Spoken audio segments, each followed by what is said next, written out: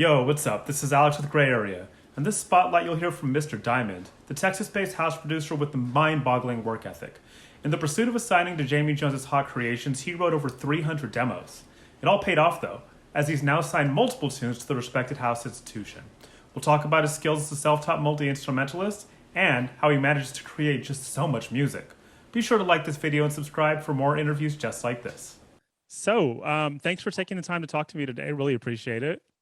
Thank you. Um, First question, I always like to find out a little bit about an artist's background. So can you tell me about your first musical memory? Yeah. So my first musical memory, it date back when I was just a baby. Mm-hmm. My dad, he has always been like a musician. He always has been involved with music, whether it be like electronic music, Latin rock, experimental music, trance, house. So I grew surrounded by just music the whole time. And on the other side, um, from my mother's side, my aunt, she used to take care of me, and she used to play me like all kinds of Latin music, like um, blues, salsa, like all kinds of different music that I used to hear at my home. So I have these two backgrounds, Yeah. these two influences, like more on the European side, more on the Latin side. So it sounds like you, and I know you also were you were like raised, all of the people in the family were also musicians, right? Excuse me? The people in your family were also musicians them yourselves. Yeah, That's yeah, right. yeah, yeah. On my dad's side, yeah. I was just talking with him, yeah, in the morning, telling, hey, that I'm gonna have like an interview later. Can you remind me like who else in the family was a musician? He was telling me, Yeah. okay, your great grandmother, she used to play, she used to give like piano concerts. Your grandfather used to play like 8 instruments. Your uncle, he was like a poet and also a musician.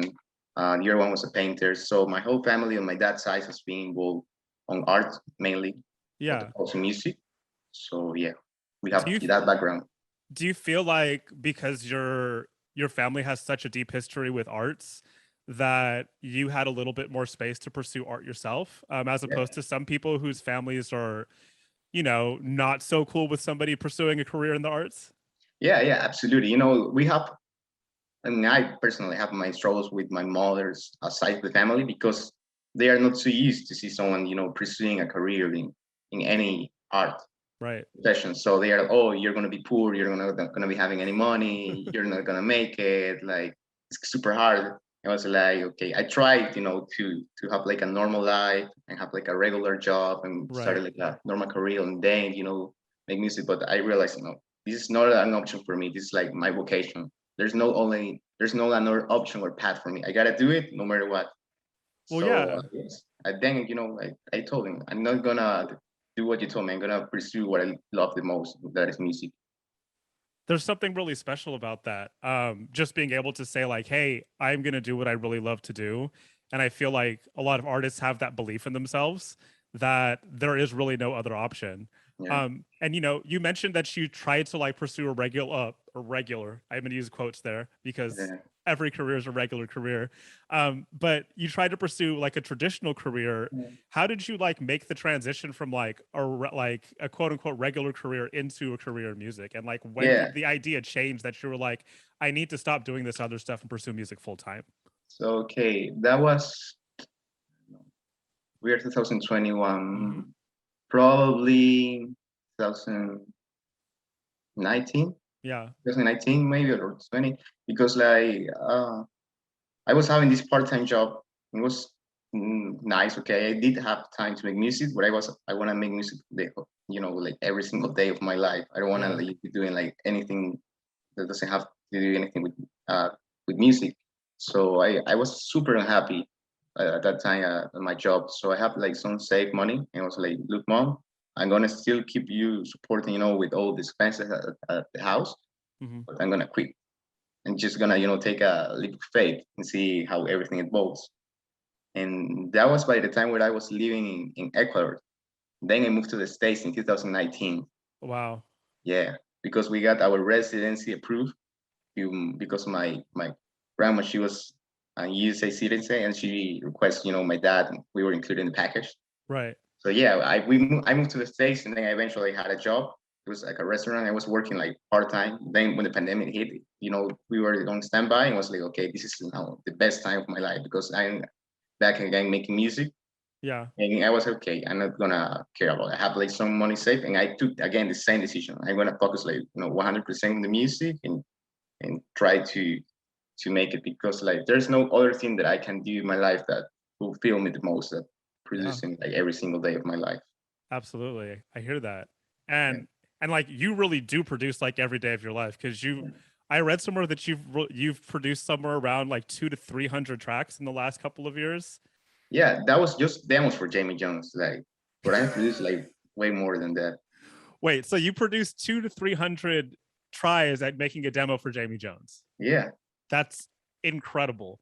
Um, and how do you like find the time to like split those two things? Because you said you made even more songs like that. How do you decide which ones are a go and which ones aren't? I always say him everything in, and because like I have read like all his interviews and I have seen like his sets and he can play like closing set at some ways, but also at EDC. So he's like a so eclectic and complex and broad artist that Yeah. understands like all spectrums of electronic music and music in general, not only house and techno. Yeah. So he's always like really, really open mind about like how can we evolve the sound, the current sound, being like faithful to our roots and origins, but Yeah. also mixing and blending in with new stuff and elements. And that's my vision. Like whenever I try to make a record, I hate, to copy the previous one, just repeat it. Like 90% of the artists they do nowadays because it's easier to brand yourself to make it recognizable by people. But for Yeah. me, it's always like I do have like some elements that you may find similar between one record and the other one, Right. but most of the time it's just me trying to improve myself and see what else can I do that someone else hasn't tried to do yet. And Jamie has the same vision, I think, with his label, because you can see that Hot Creations, it never repeats one record. They all sound similar in kind of way, but at the same time, they are new and fresh. That's why Right. they always, making the trends. They are not following one. They create the trends. Right. And you snagged a release with them like really early in the history of like this particular musical project. And I've read the story about it. Can you kind of retell that story? Because I think it's really interesting. Yeah. So I started I started producing in the computer, especially electronic music, when I was in high school in 2013. Yeah. But at that time, I was making like EDM, progressive house. Then I tried trance. Then I tried techno, drum and bass, hardstyle, like Wow. all kinds of different genres that you can imagine. And I Yeah. was like getting like, like 25, 40%, 50% progress on each genre. And I was like, okay, this is good, but I'm not 100% happy with any of this. And then when I heard like, what at that time was more than like house and tech house, it was, wow, I fell in love immediately because like it was something that you can keep it like for more than 10, 12 hours and you will still enjoy. Meanwhile, it's supposed to like banging techno, banging hardstyle or drum bass, you get Right. tired, after 2 or 3 years, your ears are like, okay, this is enough. There may be like some people, that can withstand it, but in my case, it wasn't enough. For me, it's like Right. more about, the story, Yeah. the groove, all the elements that you can tell like in your set. So I found that and I found, Jamie Jones and I immediately fell in love with the way that he plays and the way that, that he controls the crowd with his music. So I was like, wow, this is amazing. And yeah, I tried to in 2017, I think, and that was okay. I want to focus on house, in tech house mainly, and Yeah. I want to keep this project so I can with the name Mr.Diamond. And that's when I started producing. And it took me like 2 years actually to release one track because even though I knew about production, it was still like a relearning everything because Yeah. what you learn at one genre is not 100%, the same as the other one. Some principles may apply, but the way you mix a record, the way you make the arrangement, it all changed. So I was like, okay, this is like starting again. So it took me like 2 years, and actually I released those first records with a friend because at that time I was living in Ecuador, Yeah. and he was like, okay, he was like a big DJ in Ecuador, and he was like, getting a lot of hype, and I was okay, like this may be like good, to have like my first initial gigs and move around the place. At that time, I didn't knew like the possibility to move to the States. Right. So yeah, I started to make some collabs with him, and I released those records because he told me, hey, let's release this music, otherwise nothing's gonna happen. And I was like, okay, because my initial goal was, okay, I'm gonna debut on Hot Creations because that's my favorite label, or Right. Relief, which is another label that I respect a lot. And I was like, okay, this is what I wanna do. But he told me, no, you gotta release right now. You can release then later. And I was like, okay, I will just follow your advice. But then I was like I told you, experimenting even within the range of house and techno. Right. It's like so diverse, and you have like so many like possibilities and subgenres that you can follow. Right. And it was crazy because like in that year between 2019 and 2020, I released like a tech house record, a house record, a minimal record, a deep house record, because Uh-huh. like I was experimenting, okay, where I wanna go with my sound. Right. And until this day, yeah, it's now the day when we settle, with my manager. Okay, you need to focus on something and master it, and then you can move to the other one. So which is like house as main genre and tech house like a second genre, and we're Right. gonna just keep with these outlets, those two ones. So yeah, that was the case. So that was I wanted to release some hot creations. So I didn't have his email, and I found it online. Like you can search like there's like one website that is called Hunter.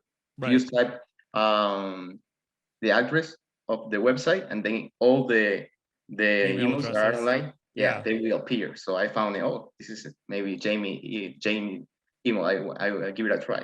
So I found one, and I remember I sent him like a RAR file or a zip file. And he replied me, "Hey man, I have a Mac. I don't have like any way to compress the file." And I was like, "Whoa, Jamie Jones is replying me. Whoa, this is like his real email." That's And, crazy. yeah, that's crazy. And then immediately it was like, "Okay, what do you want me to do? Do you want me to send like an attachment or something link?" I was like, "Okay, I'm gonna send you like a Dropbox link." And I just sent like a Dropbox link with all the demos. Yeah. Then he downloaded the demos in 2 months or 1 month and a half. Well, I don't remember, but it was less than 2 months when he replied, "Hey man, I really like those two tracks. Can you hold them for me?" And I was like, "Okay, this is like really good." So Jamie, uh, this is like at first I was okay. I got his real email. Yeah. He's listening to my music. Yeah. Now he's telling me that he likes my music. I was like, whoa, like this is something. And and yeah, it was like he was testing those tracks like for 2 more months, but in the end he told me, hey man, look, I'm gonna pass. But I sang meanwhile demos that was in January of 2019. But Yeah. meanwhile I sent demos in February, March, April. So I was sending like every single month like, between like 12 and 20 tracks. And he was listening and testing all of them, but no, he keep passing, and it was that until just this year, in in where it was in March, I think. Yeah. It was a little bit after Miami opened his doors for the Yeah. public and events, and that's when Jamie had a big gig Space Park. So it was like an extended set. He played like between 6 or 8 hours, Yeah. and he had the time to test all the new demos that I sent him. And he replied me, "Hey man, I want to sign like all these tracks like the next week." I was like, "Whoa, finally!" That's super cool. Especially like not just one, like getting in contact with the guy that you've been like looking up to for so long and Yeah, like having him to respond. yeah, Because I'm a producer as well, so I know like the feeling of having like one of your idols like even listening to your music, that's a huge deal. yeah, But then to have them like play your stuff out and then sign your stuff, and even and like so seemingly quickly, like in such a short period of time, because like I know Jamie Jones takes a long time for yeah. sometimes to sign records. That's like a huge deal. Um, how does it feel to like move to like to step forward into that pinnacle so quickly? Yeah. So for me, it's like a huge achievement. I knew that eventually that was gonna happen. Like no matter what, if it take me like 1, 2, 3, 4, 5 years, I knew that it was gonna happen. It was just a matter of time. Right. But but yeah, I feel it feels like amazing because like it is like one thing is like you think about it, you dream about it. But Yeah. when you see like happening and realizing, you're like, whoa, I am not crazy now. This is really happening. Yeah. So it's like a confirmation, like you are in the right path, like this is the right thing for you. And it always happening. I don't know why, but whenever I feel like a little bit down or depressed, or I don't feel like, like motivated to continue doing music, always the next day, big new happens. Always. I remember that at that time I was like a little down. And the next day, I saw Jamie playing in New Jersey at Barco, Yeah. and a friend of mine that was like one of the promoters. He was recording it. Yeah. You know, it was like, "Yo, that's my track." He was, "No way, man! That was one of the highlights of the set." I love that. That's so awesome.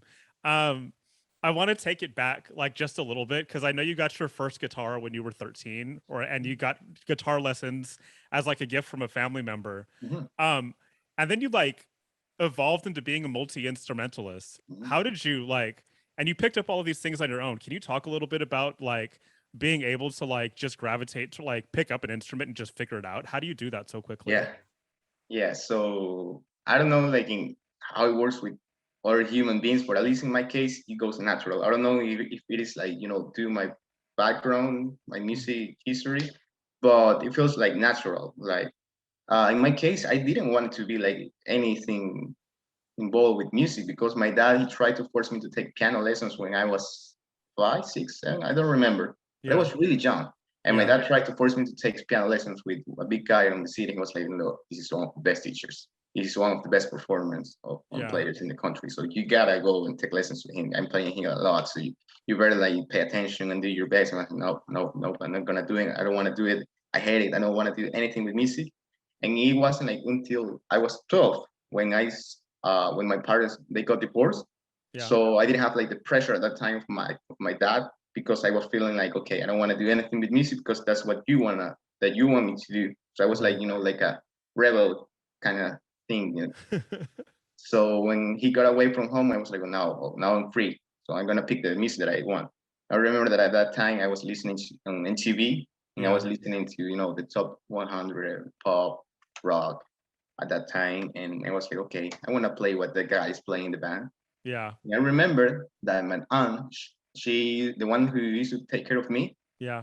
she used to play me the guitar. And one of the songs that I always request her to play me, it was La Bamba by Los Lobos. Yes. So she always used to play me La Bamba, and I was like, Aunt, can you show me how to play that song? Can you show me like how to play the guitar? And she was like, look, I don't know too much. I only know like a few chords and like a few songs, but I can teach you that. And she was like teaching me for 2 weeks, and then she gave me a book with all these chords and songs. And was Yeah. practicing every single day.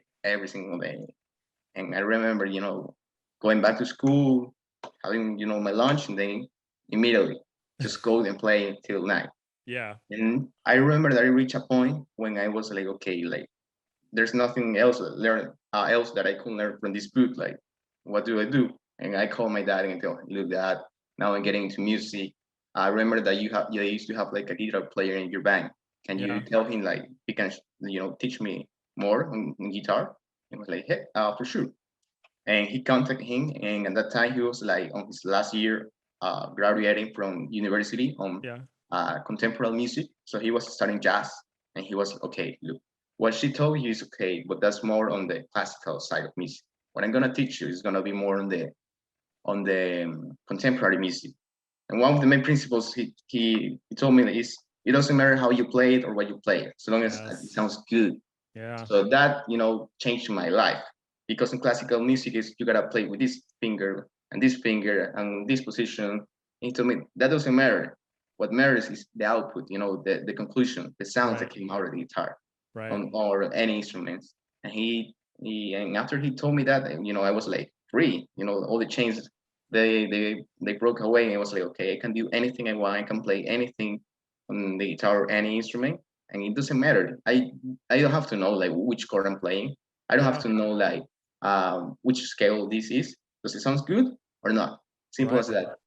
Yeah. So yeah, and he gave me like a few lessons, but later like he wasn't able to continue giving me more lessons, and I was happy because like I already took what I wanted Yeah.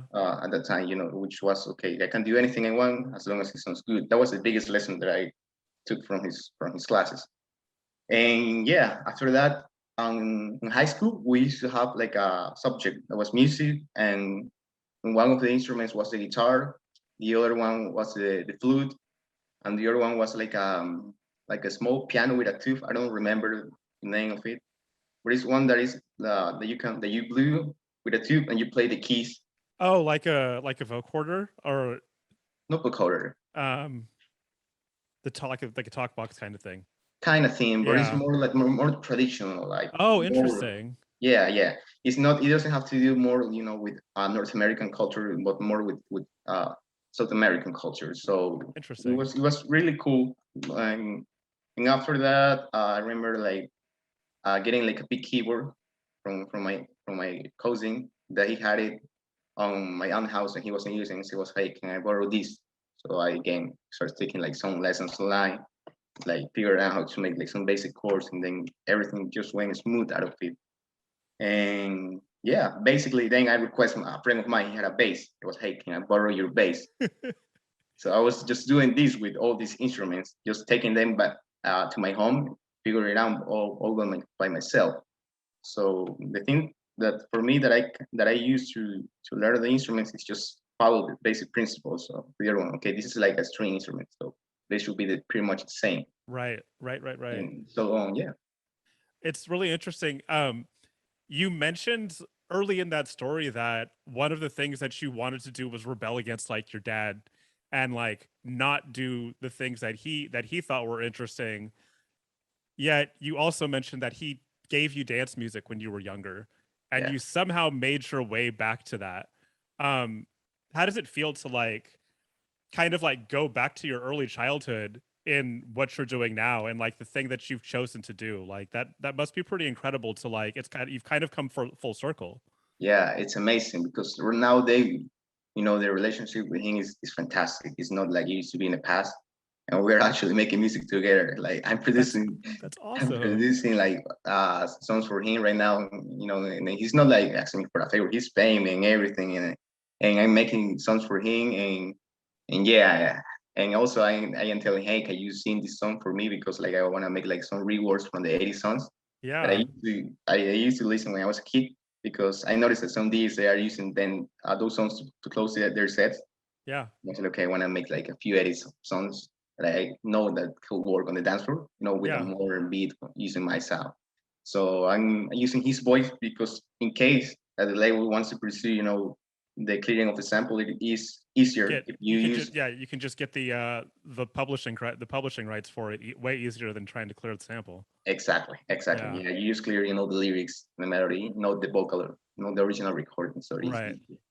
So yeah, I'm making that with him. So yeah, it's like you say, it's like a full circle, and it's funny because you you just you just ended up being grateful like for everything in your life. Like sometimes we don't understand even like why my life goes in this direction, why did it happen this or the other one, and in the end, all adds to what you put in as your creation as Yeah. an artist, regarding if it is visual or auditive, it doesn't matter, because like we put our emotion, we put our stories, we put our influence, we put our feelings Yeah. in our creations. So yeah.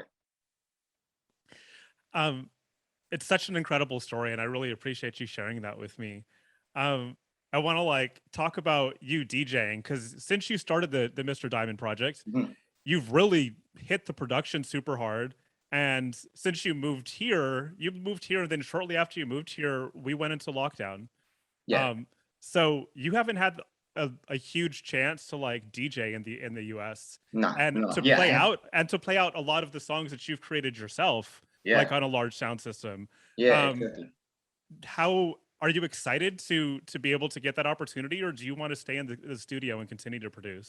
Yeah, I do wanna, but I wanna do it at the right time, and we want to increase, our profile of the Mr. Diamond sound, the brand, and then start shooting. That's something I can really appreciate about an artist. I've heard that story once before. Do you know Jaws? Um, Jaws did the same thing. He started producing and he said he wasn't going to accept any gigs until they were big enough to accommodate the music that he was creating. Like, Yes. and I think that takes a lot of dedication to say no to things or to say, Mhm. hey, I think I'm gonna wait.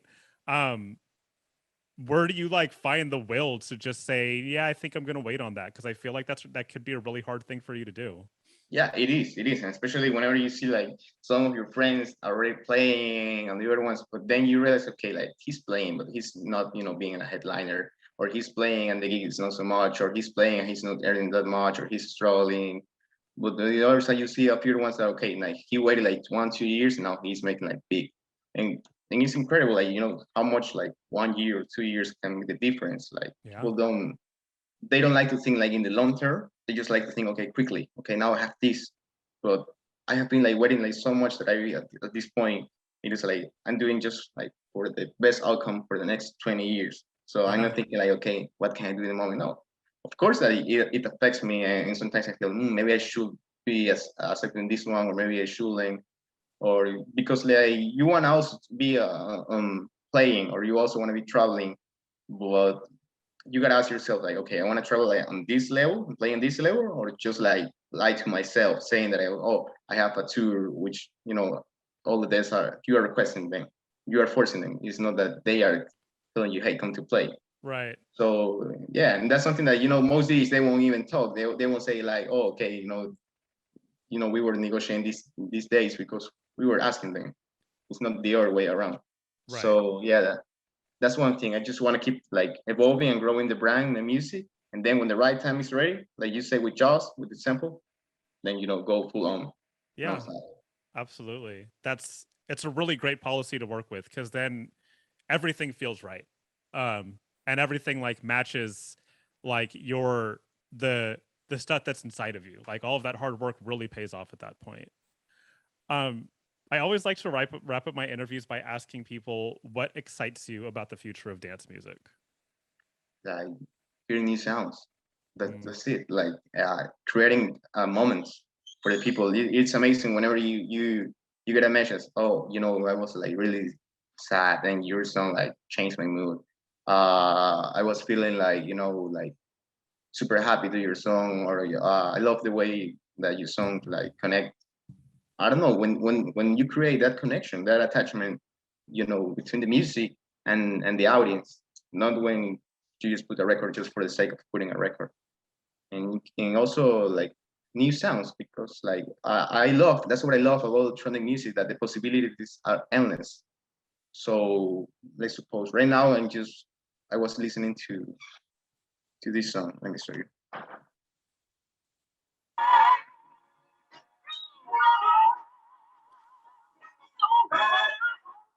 So this is a record from 1989. That's a great sample right there. Yeah, exactly. So this song has 769 plays. It was vinyl. It was only produced in vinyl, and yeah, it's from an unknown label. So yeah, it's so you got like different kind of stuff that you can take and create like something new out of it. And also, I'm blending like new genres. I am listening also to just not only classic, the most mainstream sounds, but I'm listening to worldwide music. I was listening the other day to Ethiopian music. So I was sampling like some Ethiopian sounds to blend them with house. Yeah, that's a good blend. That's real. Those are some good drums, man. Yeah. So you gotta find, like what hasn't been done, and try to implement it with house music or anything you want to do. Always like take two different words and create something new out of it. So that's what excites me the most about house music, the possibilities and experience that you can have. Just listen to music. I love to hear that. Well, thank you so much for taking the time out to talk to me today. This was really fun, and I really appreciate hearing your story. I always love it when people are so open and they're able to share with me. So thank you so much. Thank you very much for your question. It was really nice interview. Thank you. I appreciate that. We'll be talking soon, and yeah, take care. Thank you so much. Have a great day. You too. Bye bye.